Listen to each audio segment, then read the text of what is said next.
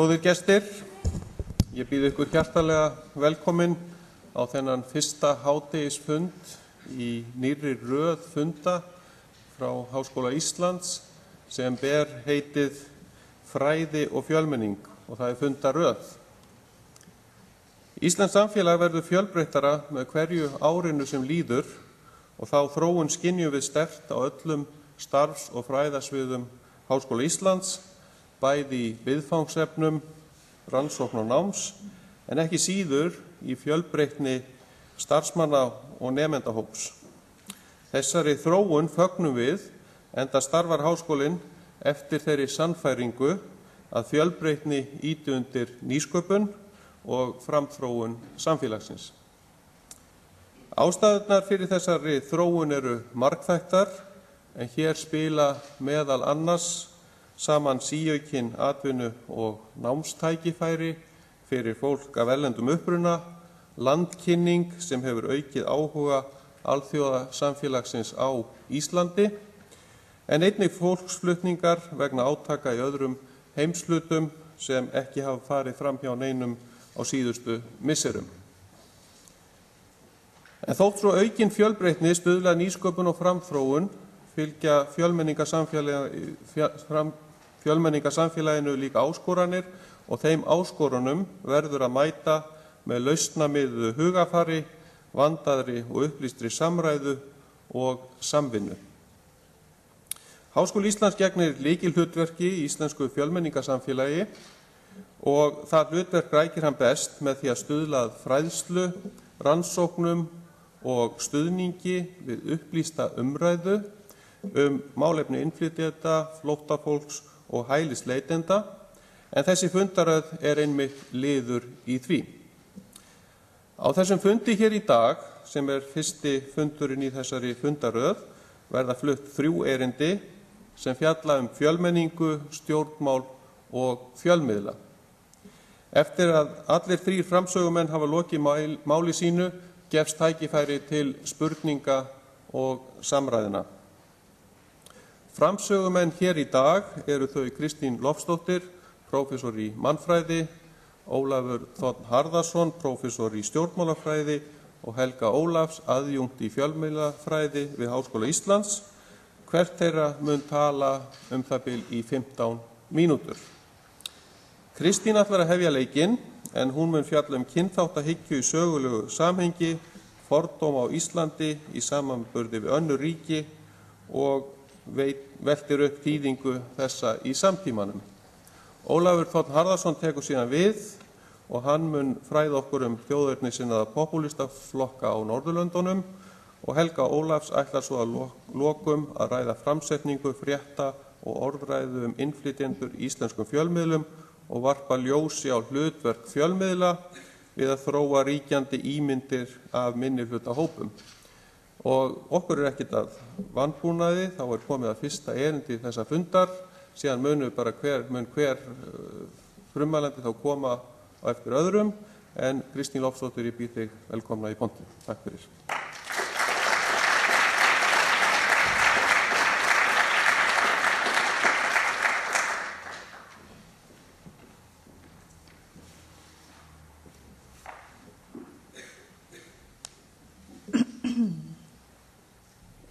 Ágætu fundagestir, mér langar að þakka fyrir að fá tækifæri til að tala hérna. Í kjölfar nýlegra hryðjuverkaárása í París töluðu ráðamenn þjóðarinnar að árásirnar væru atlaga að íslensku þjóðinni og siðmenningu okkar tíma, frelsi, lýðræði og mannréttindum, ásamt því að leggja áherslu á mikilvægi þess að standa vörð vestrænar hugsjónir mannúð og mennsku. Þessar tengingar milli Vesturlanda eða Evrópu, siðmenningar, lýðræðis og mannréttinda ríma við umræðu sem við sjáum víða erlendis. Slíkar tengingar geta svo auðveldlega gefið í skyn að Evrópa og Vesturlönd almennt séu upphaf og endir mannúðar og mennsku. Þegar við vitum vel að mannúð og mennska tilheyra ekkert sérstaklega sögu Vesturlanda eða Evrópu.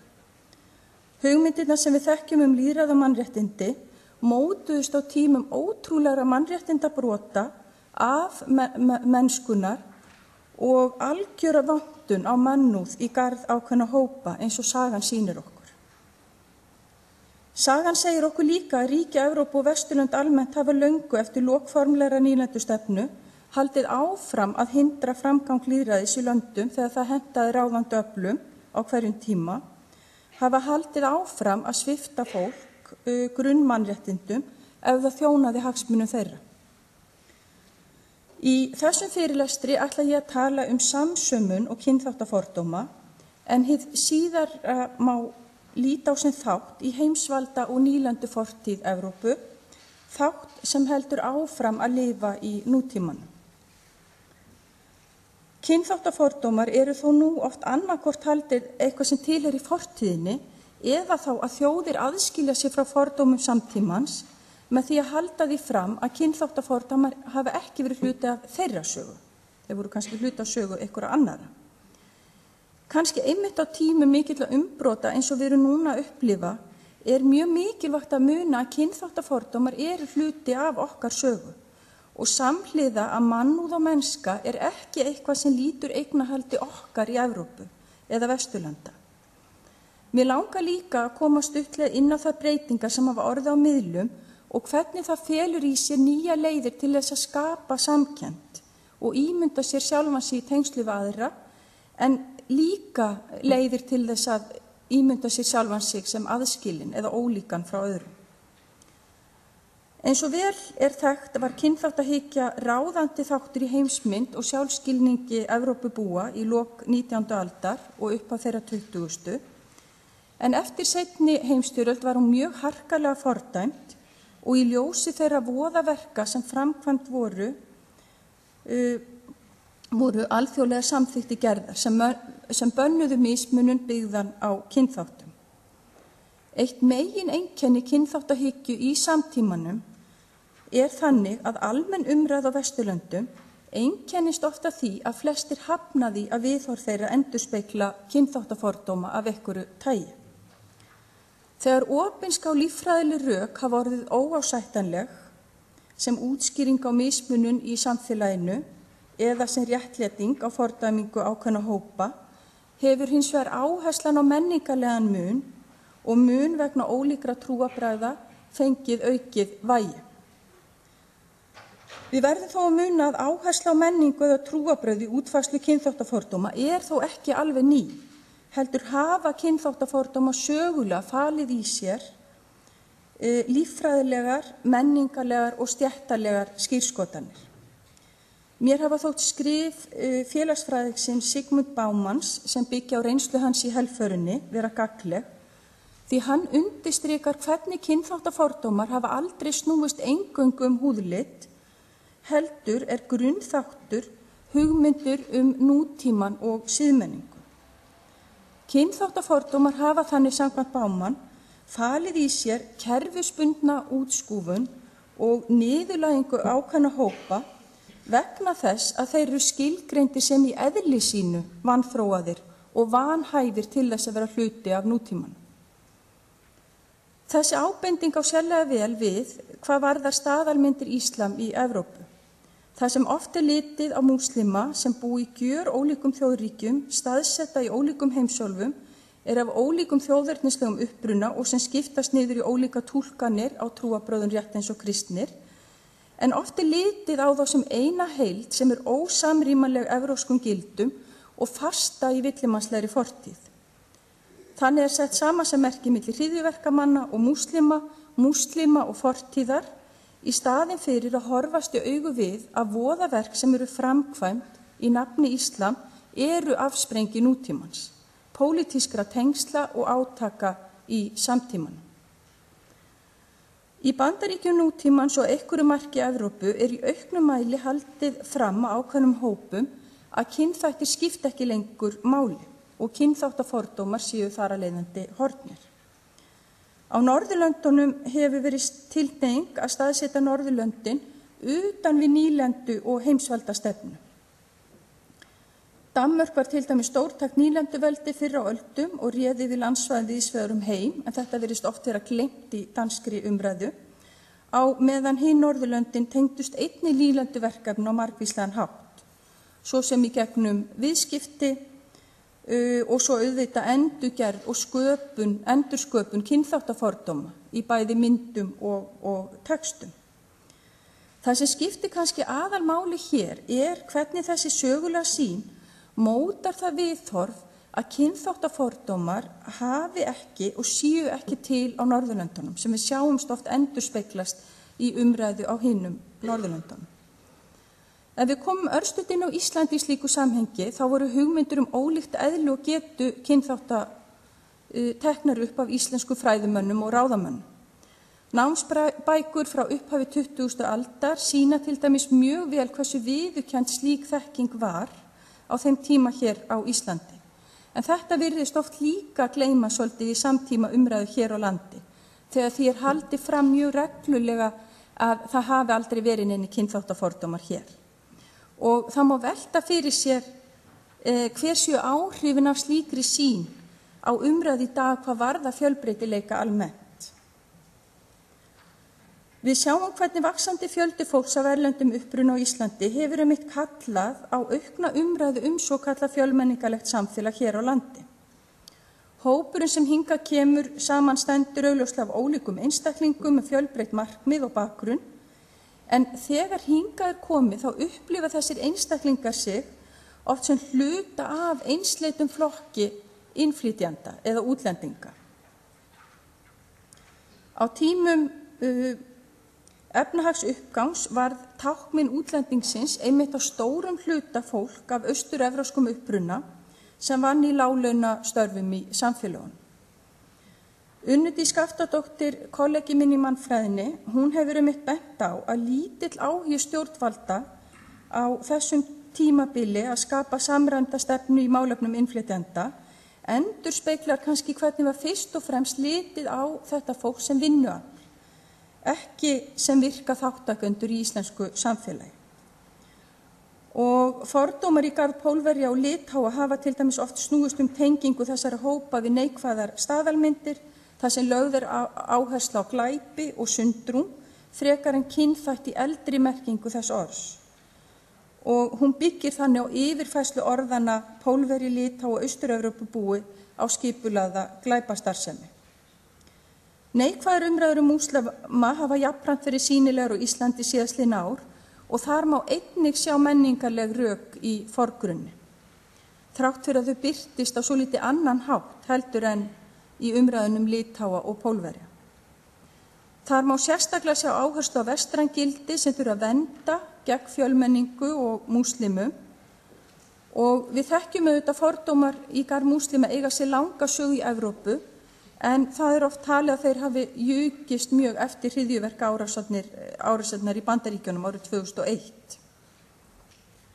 Úttekt mannréttindaskrifstofu Reykjavíkurborgar á hatursumræðu í kerfum netfréttamiðla á Íslandi árið 2014 gefur til kynna að hér á landi sé algengast að fordómafull ummæli séu sett fram í garð múslima.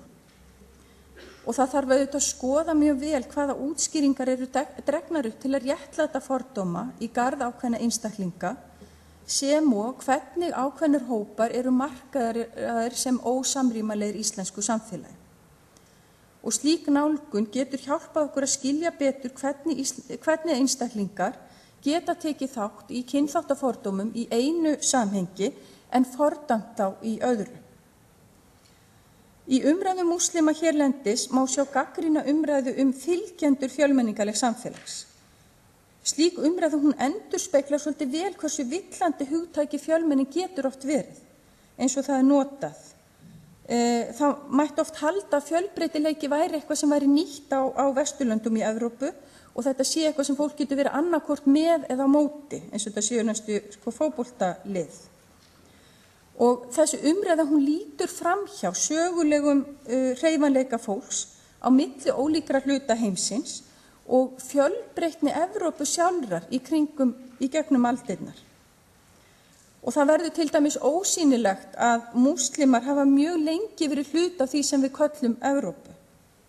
Og samhliða verður auðvitað nýlend og heimsvaldastefnan ósýnileg sem mikilvægur þáttur í hreyfanleika síðastliðin árhundruð og sem mótunarvaldur í lífsaðstæðum fólks utan Evrópu. Miðlar ólíkra tíma hafa alltaf verið hluti af því að móta og viðhalda ákveðnu þrástöfum sem færast milli staða og kynslóða, þrátt fyrir að ný tækni hafi vissulega umbylt hvernig við gerum það. Mannfræðingurinn Arjú Abdúræ hefur talað að sú róttæka breyting sem við séð síðastliðna áratugi á miðlum hafi skapað nýja leiðir fyrir einstaklinga til að ímynda sér sig sem hlut af ólíkum samfélagskimum og þannig að móta og styrkja tilurð og tilkomi margvíslega hópa sem ganga þvert á landamæri þjóða. Samhliða hafa miðlar skapað tilfinningu fyrir heim sem virðist miklu minni, þar sem við getum fylgst í atburði langt í burtu í rauntíma og spjalla þá einnig í rauntíma við fólk sem við þekkjum ekki. Og það hefur auðvitað verið sýnt hvernig miðlar hafa skapað mjög frjóan vettvang fyrir öfga hægri öfl sem kenna sig við þjóðernisstefnu en horfi ekki síður til hreinsunar Evrópu og viðhalds hvíts kynstofns, þar sem að þeir geta verið í virkum tengslu við hvort annan þvert á þjóðríki og skapa þessa tilfinningu fyrir samfélagi. Ég ætla ekki að koma meira inn á það því ég veit að Ólafur mun gera það á eftir. Ég ætla að laga hérna glærina sem ég þurfti að taka niður. En mér langaði til þess að koma inn á aðra tegunda samkennd sem miðlar geta líka skapað sem snýr að einhverju leyti að uppbroti þeirra landamæra sem kynþáttahyggjan leitar eftir að skapa. Miðlar bjóða hér auðvitað upp á ótalmörg tækifæri og eftir fjöldamorðin sem áttu sér stað í París núna nýlega stóðu einmitt bresk samtök múslima fyrir því að múslima víðum heim póstuðu myndum af sér með fyrirsögnu ekki mínu nafni eða not in my name og voru þannig að reyna að trufla þessi mörk sem fjölmiðlar hafa allt og oft haldið á lofti, það sem dregin gjá á milli þess að vera kristinn og vera múslimi sem og að benda á að það ekki sama sem merkja á milli hryðjuverka og múslima. Fréttir af flóttafólki frá Sýrlandi sem voru næstum á hverjum degi fyrir stuttu síðan kölluðu fram mjög sterka bylgju samúð hér á landi með þessum einstaklingu sem fólki, ekki sem múslimum, flóttafólki eða útlendingum og það í raun áhugavert hvernig myndir og umræður fjölmiðla sýndu okkur einstaklinga. Við fengum að vita nöfn barnanna sem dóu í hættulegu ferðalagi yfir hafið, afdrif foreldra þeirra. Við fengum að sjá einstaklinga í örvæntingu, í ótta og óöryggi að reyna að komast í skjól frá þeim ömurleika sem var heima fyrir.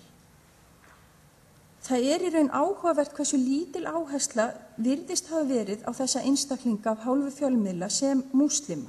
Það var eins og að sá þáttur væri ekki það sem skipti megin máli. Það sem snart okkur kannski mest var þó kunnuleikin við þetta fólk, fötin, leikföng barnanna og aðri muni sem það hafi haft með sér. Ég sá til dæmis á einni mynd föður þrýsta syni sínum að sér sem virtist vera á svipuðum aldri og minn eigin sonur. Faðir og sonur voru hræddir og ég held grátandi á myndinni, ég man ekki af hverju. En þessi mynd hún sló mig svo á sínum tíma vegna þess að drengurinn var í næstum sömu fötunum og minn 12 ára strákur.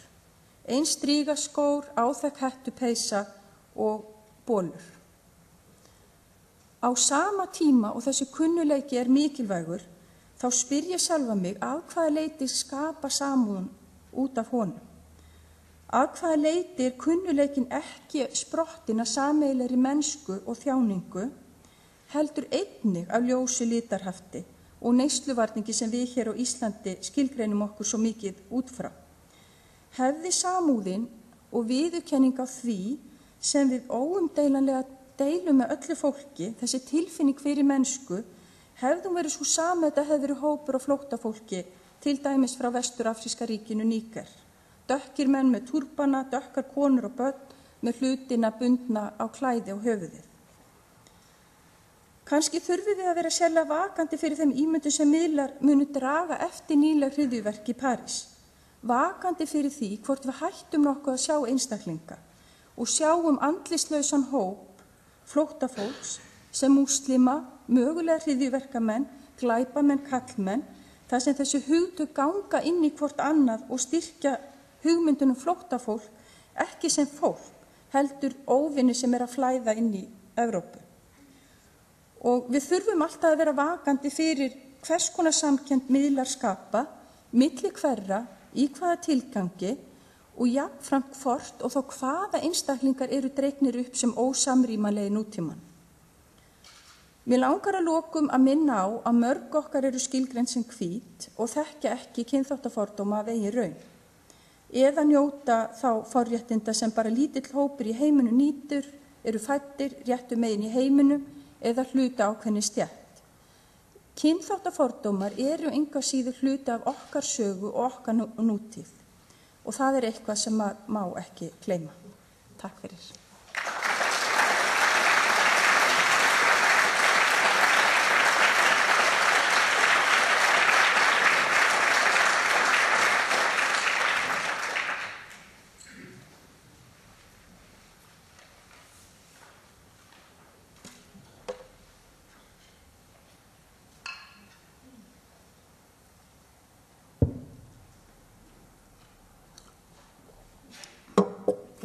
Góðu tilheyrendur, fjölmiðlar hafa ríka tilhneigingu til þess að fjalla einstaka atburði, enda eru þeir frekar góðir í því. Fréttaskýrendur og stjórnmálamenn eru líka gjarnir á að fjalla einstaka atburði og draga stundum af þeim ansi glannalegar og stundum fljótfærnislegar ályktanir. Það fyrir minna fyrir því að reynt sé að setja einstaka atburði í þjóðfélagslegt samhengi, reyna að tengja einstaka atburði við þá þjóðfélagsþróun sem í gangi við þann tímans þunga nið sem á hverjum tíma er hreyfiafl í samfélaginu. Ég held að gott dæmi þetta séu árásirnar á tvíburaturnana sem voru auðvitað skelfilegar. Að vísu höfðu haft áður álíka margir verið drepnir, algjörlega saklausir, alls staðar veröldina, þannig að þetta var ekkert heimsmet í manndrápum, en skelfilegt eigi að síður. Hvaða þjóðfélagslegar afleiðingar hafði þessi heimssögulegi viðburður? Væntanlega eins og Kristín nefndi, gert stöðu múslima og minnihlutahópa erfiðari. Í Bandaríkjunum ollu þessir atburðir eða viðbrögðin við þeim ollu því að menn gengu að mínu mati algjörlega fram úr sér í öryggisráðstöfunum, þannig að það er eiginlega ekki hægt að ferðast lengur Bandaríkin, sem að vísu smávægileg njúsens miðað við ýmislegt annað. Ég held hins vegar að á þessum tíma sem síðan er liðinn séu það aðrir atburðir sem í rauninni muni skipta miklu meira máli fyrir þróun bandarísks samfélags þegar við horfum tilbaka. Ég held til dæmis að bæði framfarir í varðandi réttindi samkynhneigðra sem hafa átt sér stað þess síðustu árin og breytingar á heilsukerfinu og Obamacare svokallað marki miklu dýpri spor þegar til lengri tíma litið í bandarískt þjóðfélag heldur en árásin á tvíburaturnana. Ég ætla að fjalla hér í dag ofurlítið popúlisma eða popúlíska flokka á Norðurlöndunum og reyna að setja þá í stærra þjóðfélagslegt og sögulegt samhengi. Og byrja á því að fjalla örlítið það hvað við eigum við með popúlisma sem að stundum kallað lýðskrum og má svo sem alveg gera en kurteislegra orð fyrir lýðskrumvarna lýðhyggja til dæmis. Popúlisminn, sumir líta á þetta bara sem skammaryrði sem að hið svokallaða góða fólk noti óvini sína, en popúlismi þó það hafi nú oft ekki verið mjög vel skilgreint hugtak, þá hefur það lengi verið notað í stjórnmálafræðum til þess að lýsa tilteknum hugmyndum. Og það hafi verið til vinstri gerðir af popúlisma og hægri tegundir af popúlisma. Popúlisminn felur kannski fyrst og fremst í sér að hann stórkostleg einföldun eða felur í sér mjög einfalda hugmynd lausnir á öllum stórum vandamálum í samfélaginu. Og eiginlega allir aðrir stjórnmálamenn til hægri og vinstri eru sammála því að lausnir popúlistana séu alltaf og einfaldar. Og það sem kannski sérstaklega einkennir málflutning popúlistana eða lýðhyggjumannanna er þetta: við skiptum veröldinni eða þjóðfélaginu í tvennt. Það erum við og þeir. Og þeir eru þeir vondu, það eru þeir sem spilla samfélaginu. Og hverjir eru þeir? Það er venjulega ráðastéttin, stjórnmálastéttin, auðmennirnir, hverjir það eru sem að eru ofan á í samfélaginu. Nú stundir í Evrópu, hjá hægri sinnuðu popúlistaflokkunum, eru þeir, Evrópusambandið, stjórnmálastéttin, hinn spillta stjórnmálastétt og þar með eftir götunum. Við, popúlistarnir, við erum kjarni þjóðarinnar. Það erum við sem hefur höndlað sannleikann okkar þjóð. Það erum við sem erum gæslumenn þjóðarhagsmunanna gegn þeim sem að munu leiða okkur til bölvunar.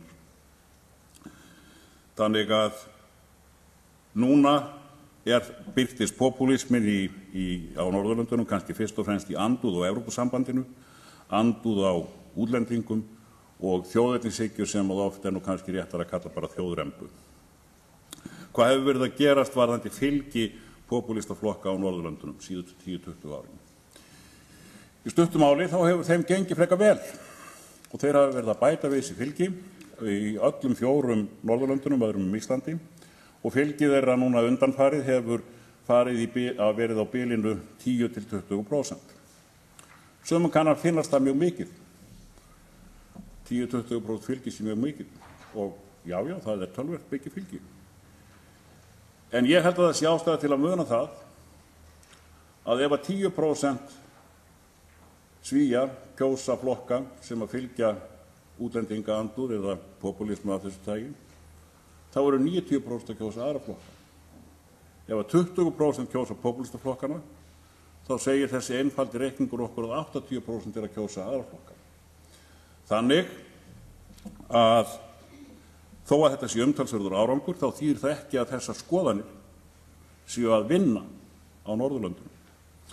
Og ég held að það sé mjög mikilvægt að velta fyrir sér spurningunni: er þetta fylgi við popúlistaflokkana á Norðurlöndunum til marks það að umburðarlyndi á Norðurlöndum sé að minnka, að stuðningur við útlendingafóbíu sé að aukast og þar fram eftir götunum? Svar mitt er þetta: sennilega alls ekki. Að minnsta kosti er algjörlega augljóst að við getum enga ályktun dregið almenn viðhorf fólks út frá því fylgi sem að flokkar af þessu tagi hafa fengið.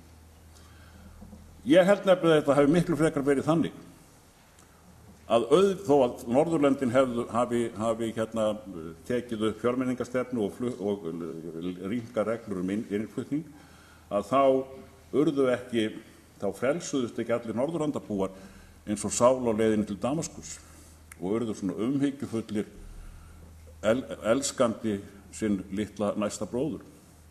Viðhorfin, gagnrýnu viðhorfin, rasismin, hvað ég vilji kalla þetta, var áfram í samfélaginu. Og ég held að uppgangur þessara flokka stafi miklu frekar á því að hópur sem að hafi þessi viðhorf var stundum bara hræddur, óttaði samfélagsbreytingarnar sem voru í gangi, honum fannst hann hvergi eiga heima. Það er að segja hefðbundnu flokkarnir sinntu ekki þessum viðhorfum. Þess vegna held ég að framkoma þessara popúlistaflokka sé ekki, eða það sé mikil einföldun að túlka hans sem sérstakann sigur þessara viðhorfa.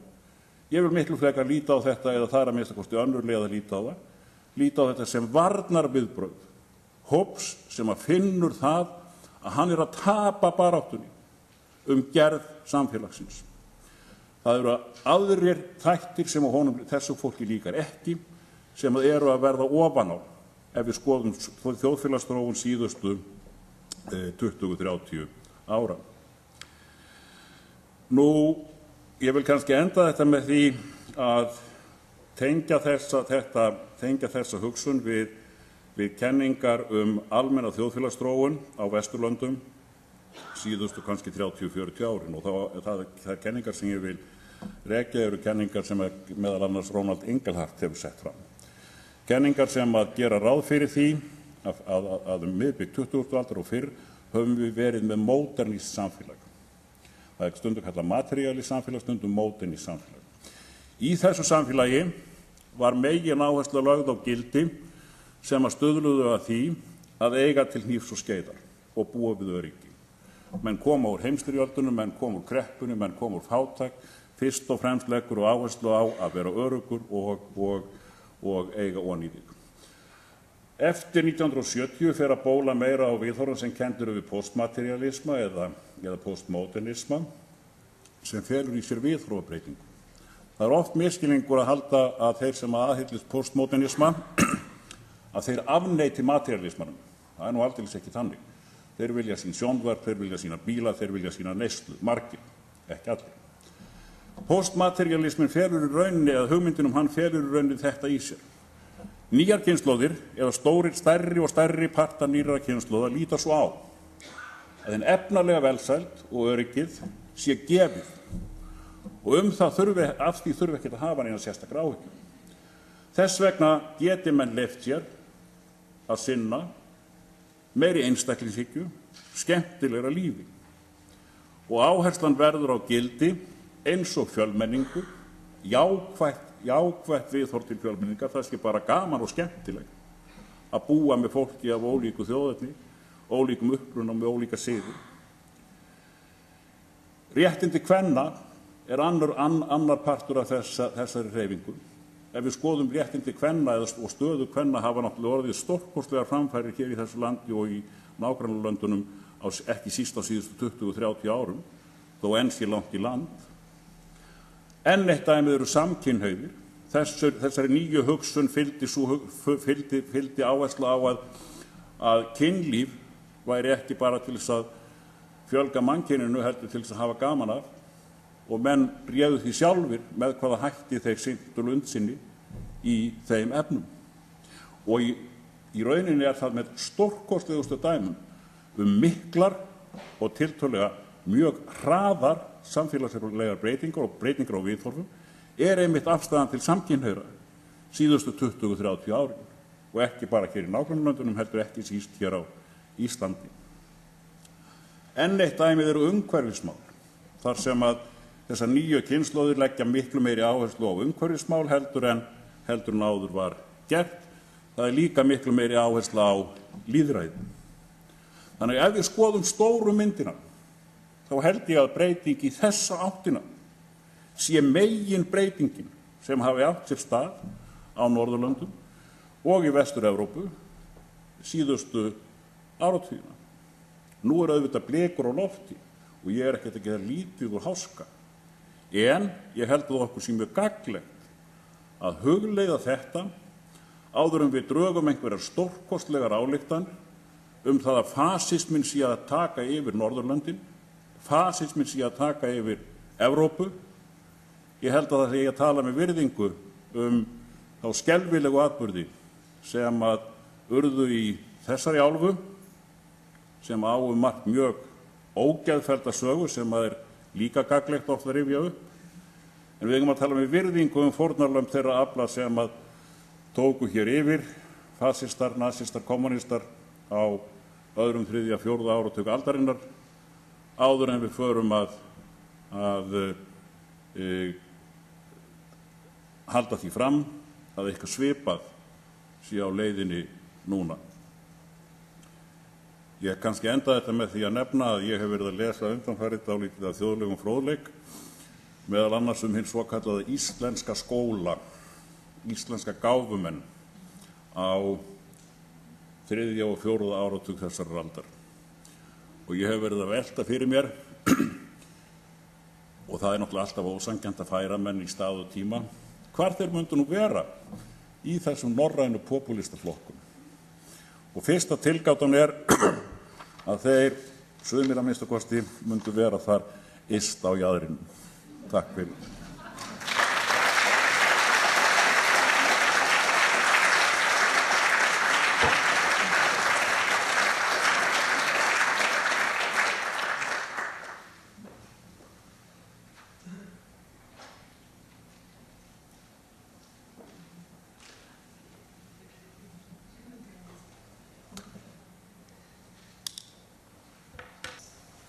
Já, góðan daginn.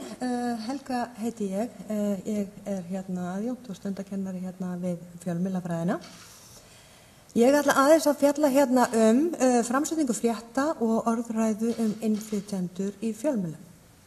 Ég ætla að sýna ykkur nokkur dæmi úr fjölmiðlum og síðan vísa ég aðeins í nokkra viðmælendur innan fjölmiðlana, þar að segja viðtöl sem ég tók núna fyrir nokkrum árum. Þannig að ég sýna ykkur svona nokkur dæmi. Ég er skauta yfir eitt og annað, það takmarkaður tími sem við höfum og það þetta áhugavert efni og það er mikið hægt að ræða þetta eins og gefur að skilja. En ég vil byrja á því allavega að þakka fyrir og lýsa ánægju minni með þetta framtak. Þetta er mjög þarft og ánægjulegt og gott að háskólinn sé að taka saman svona þvert yfir svið að ræða þetta mikilvæga málefni. En ég er með svona smá myndræna framsetningu og þessi tiltekna mynd ætla ég nú ekki að fjalla sérstaklega en hún birtist einmitt í DVAF núna á dögunum og já, hún vakti athygli mína en ég vil leggja áherslu á það áskorun sem fjölmiðlar standa frammi fyrir í kjölfar breyttrar samsetningar á íslensku samfélagi. Fjölmiðlar eru almennt taldir gegna mikilvægu samfélagslegu hlutverki við að móta ímyndir og gildi. Þeir færa okkur birtingamyndir af hinum félagslega veruleika, þeir útskýra flókin fyrirbæri fyrir okkur til að við skiljum betur þann heim sem við búum í og af hverju hann er svona og svona. En fjölmiðlar eru einnig mikilvægt tæki í aðlögunarferli fólks að nýju samfélagi þar sem við lærum bæði samfélagið og að vera hluti af því í gegnum fjölmiðla. Þá eru birtingamyndir fjölmiðla mikilvægt framlag í mótun þjóðar og hverjir tilheyra henni.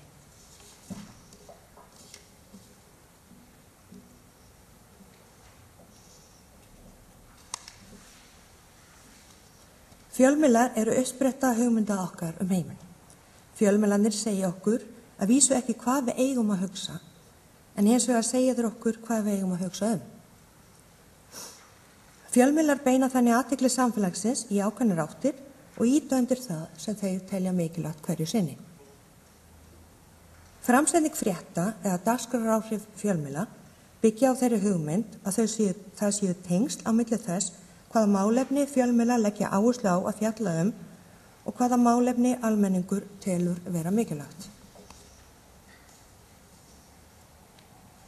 Hérna er önnur fyrirsögn úr DVAF, sem var bara í fyrradag. Fjölmiðlaneytendur læra þannig hversu mikilvæg ákveðin málefni eru út frá athyglinni sem þau fá í fjölmiðlum. Fjölmiðlar búa til ákveðna ímynd sem samfélagið hefur heiminn og með fréttavali þeirra móta skoðanir okkar umhverfið. Fjölmiðlar setja fram ákveðin dagskrárramma það hvað eða hver og hvað er mikilvægt hverju sinni og hverju við eigum að beina athygli okkar að. Þetta hlutverk getur haft mikil áhrif á fjölmiðlanotendur sem þekkja lítið til viðkomandi máls, til að mynda innflytjendur. Dagskráráhrifin eru þeim mun meiri eftir því sem við þekkjum minna til málsins. Fjöldi fólks hér á landi hefur til að mynda lítil kynni af fólki af erlendum uppruna, en einu kynnin eða ímyndir sem það hefur þetta fólk kemur frá fjölmiðlum.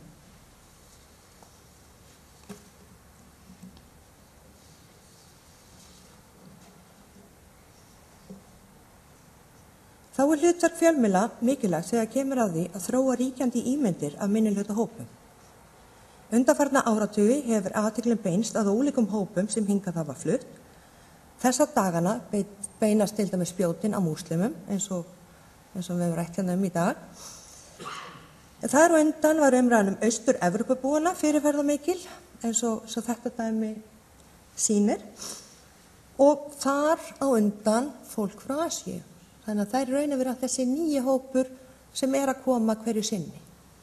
Og þá eru að tala svona við og hinir, reyndar ekki í sömu merkingu og Ólafur var með áðan. Þessi tiltekna frétt er frá árinu 2007 en á þeim tíma flutti hingað fjöldi fólks frá Austur-Evrópu og umræðan þann hóp var oft á tíðum neikvæð, eins og Kristín kom inn á áðan.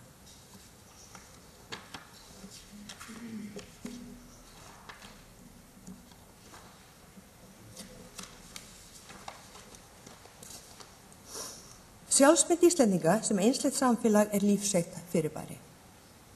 Orðræðan velferðarkerfið og hvítleikan hefur komið síendurtekið fram í umfjöllun fjölmiðla bæði hér á landi og á Norðurlöndum. Hverjum boðin þátttaka, hverjir eru gjaldgengir í samfélaginu og saga hverra sögð. Þessa mundir fer fram vinna hjá ríkisreknum fjölmiðlum á Norðurlöndum sem leita svara við þessum spurningum og hlutverk miðlana í því sambandi. Fram til þessa hefur áhersla hjá fjölmiðla rannsakendum beinst á að greina innihald og orðræðu fjölmiðla, en við vitum minna hvernig félagsleg öðrun, eða svo ég noti enskt heiti öðring, á sér stað og hvernig ákvarðanir á ritstjórnum hafa áhrif á birtingamynd minnihlutahópa. Þið kannast nú örugglega flest öll við Tosigi Tóma, prest innflytjenda. Hann hefur mikið látið að sig kveða á síðum dagblaðanna. Þessi frétt birtist 2010.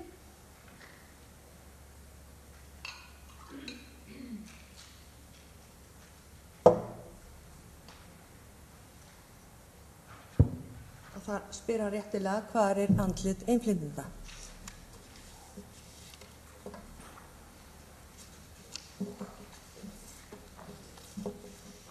Þannig að dæmi hérna svolítið áhugavert, þar var þarna umræða innan meðal körfuknattleiksþjálfara hvenar maður Íslendingur og þessi fyrirsögn að bíllinn þýskur þótt að séu íslensku númerum.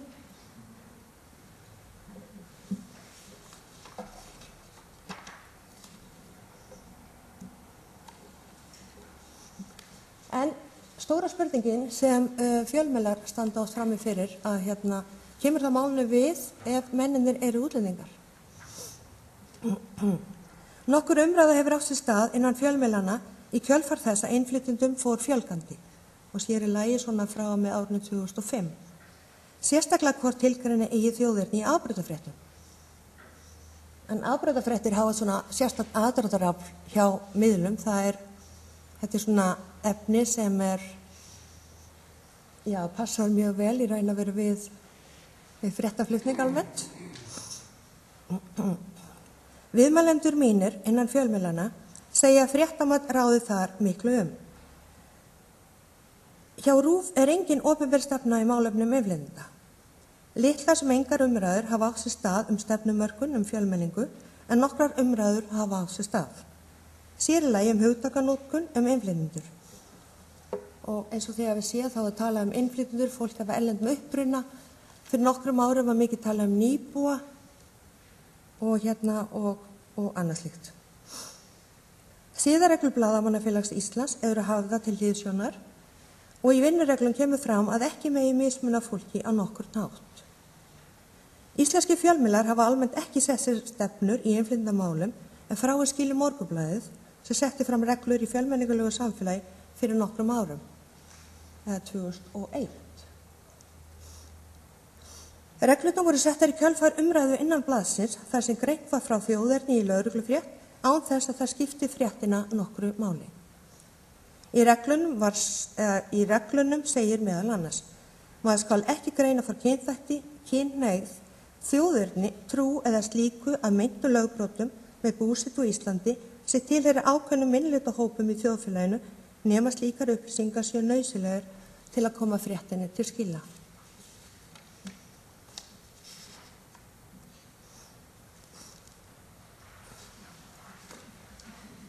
Þetta svona nokkur dæmi sem ég tók saman því ég var svona í greiningu á að greina umfjöllunum innflytjendur í fjölmiðlum og þetta eru einmitt fyrirsagnir svona fyrst og fremst frá árinu 2007 og 2008. Ég tilkynni ekki frá hvaða miðlum það en það kannski skiptir ekki öllu máli. En þrátt fyrir að þessi almenn samstaða að tilkynna ekki þjóðerni í fréttaflutningi nema þær upplýsingar séu nauðsynlegar í fréttinni, þá eru fjöldaverð dæmi að slíkt sé gert. Slíkum fréttaflutningi fylgir svo hætta að þjóðernishópar verið stimplaðir líkt og í dæmunum að framan af raunum Litáa og múslima á íslenskum leigumarkaði.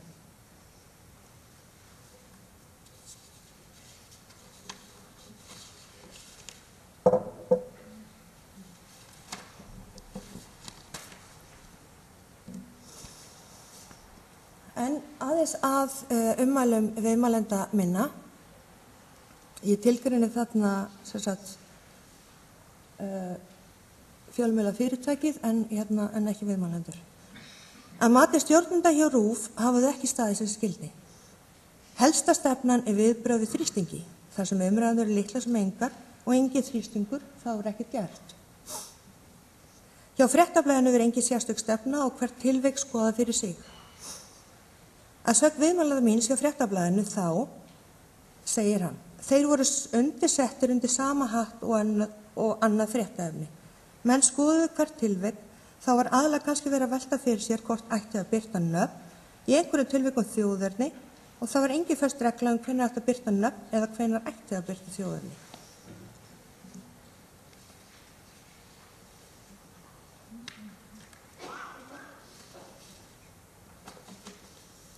En það kannski ekkert voða mikið talað svona íslensku með hreim. Nú eru auðvitað fjöldi fólks sem býr hérna af erlendum uppruna og hefur náð tökum á tungumálinu. En við sjáum það kannski ekki mikið svona í miðlunum. Fram kom að það er engin meðvituð stefna að auka hlut fólks af erlendum uppruna á miðlunum. Það muni marka tímamót þegar fréttamaður af erlendum uppruna fari í sjónvarpsfréttaræðarnar, sagði einn viðmælandi minn. Það hafa þó verið gerðar tilraunir til þess. Það ætla alltaf að verða vitlaust að verða af því að hafa með smá hreim. Og ég hugsaði bara, vá, flott. En það endaði þannig að eins og mér fannst þetta æðislega flott, að ég var tekin inn á teppi og sagt að þetta gengi ekki. Það var allt vitlaust. Fram kom að umburðarlyndi íslensku þjóðarinnar, þá sér í lagi eldri kynslóðarinnar, væri afar takmarkað gagnvart fólki sem talar ekki fullkomna íslensku eða er með hreim. Það er eiginlega forsendan að viðkomandi fæddur og uppalinn á Íslandi. Að sama skapi setur menntamálaráðuneytið RÚV mjög stranga reglur að allt efni eigi að vera íslensku. Gott vald á íslenskunni er frumskilyrði hjá miðlunum og því þrándur í götu þegar kemur bæði að þeim sem viðmælendum og sem starfsmennum hjá miðlunum.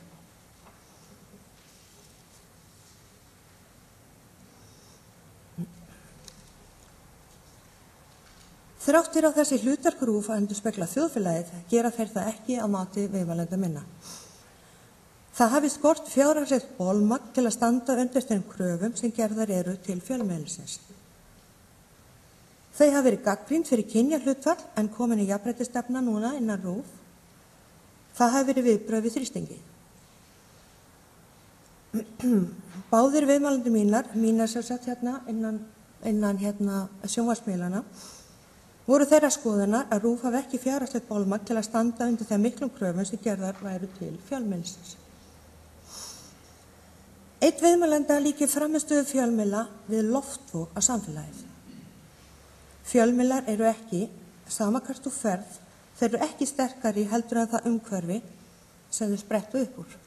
Fyrst og fremst merki, ef fjölmiðlar eru veikir á ákveðnu sviði, þá er það fyrst og fremst merki að samfélagið í heild sem veikt á einhverju sviði.